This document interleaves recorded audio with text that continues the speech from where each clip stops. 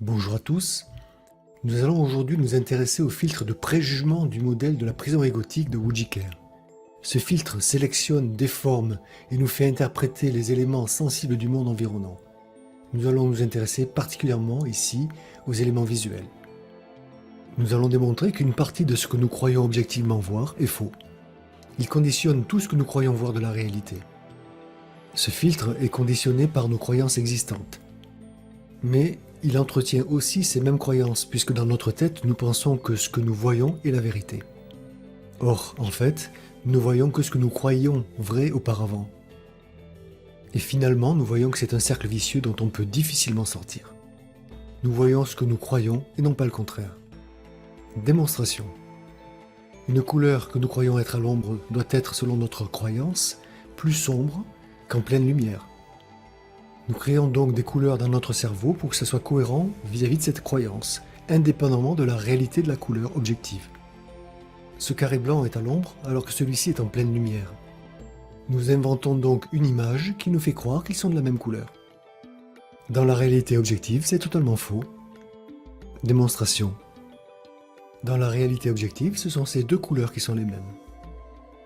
Pareil ici, nous croyons que cette partie est à l'ombre et que cette partie est en pleine lumière. Nous pensons donc que cette partie est plus claire que celle-là. Enfin, et nous voyons que cette partie est plus claire que celle-là. Eh bien non. Notre vision des contrastes est relative et conditionnée.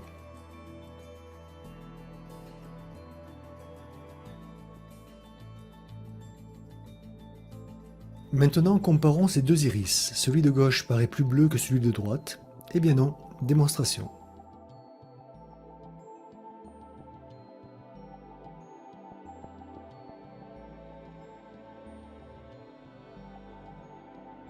Là aussi, nous faisons une erreur, notre vision des couleurs est relative.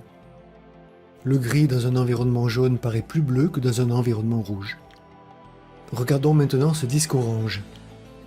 Sa taille est variable, n'est-ce pas? Enfin, semble-t-il. Eh bien non, en fait elle est constante. Cependant, comme les disques voisins changent de taille, nous avons l'impression que celui du centre change aussi.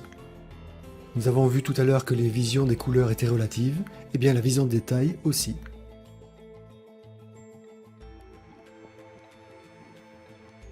Maintenant, regardons ce motif orange. Cette forme orange évoluée, nous voyons un carré, n'est-ce pas? En êtes-vous sûr?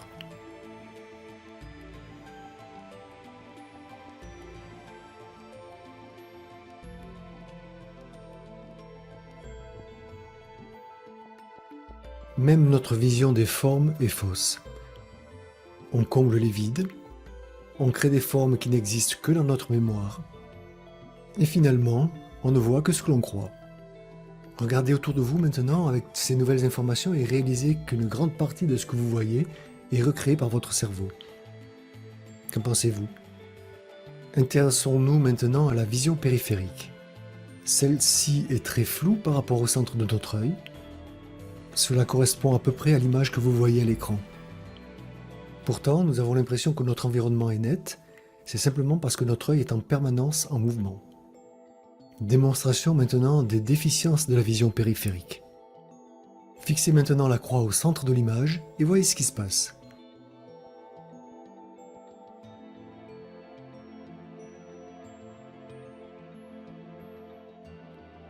Voyez-vous les déformations hideuses des visages? C'est simplement car notre vision périphérique est floue et que nous recréons tant bien que mal des images avec le peu d'informations que nous avons du fait que l'image est floue à la périphérie. Une image floue a beaucoup moins d'informations qu'une image nette. On devrait plutôt utiliser le terme pixelisé que flou parce qu'en fait la densité de capteurs au niveau de l'œil plus on s'éloigne du centre est de plus en plus faible. Alors il y a une déformation des images aussi due au fait que l'image de droite influence l'image de gauche et réciproquement dans l'interprétation. Allons plus loin maintenant. Êtes-vous sûr de vos goûts en matière d'esthétique? Ces deux images vous paraissent belles, n'est-ce pas? Ce sont des stars de cinéma, bien sûr. Regardons de plus près et renversons ces images. Qu'en pensez-vous? Nous trouvons beau ce à quoi nous sommes habitués. Nous n'intégrons pas le fait que des éléments du visage sont à l'endroit alors que le reste est à l'envers, car simplement nous n'avons pas l'habitude de voir des gens à l'envers.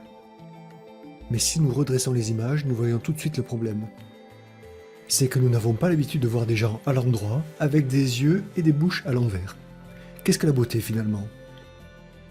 Et pour finir, regardez ce point et déterminez dans quel sens tourne la danseuse du centre.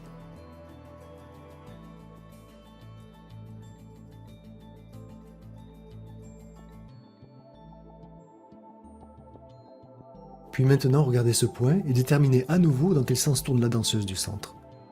C'est pourtant la même danseuse. Qu'en pensez-vous?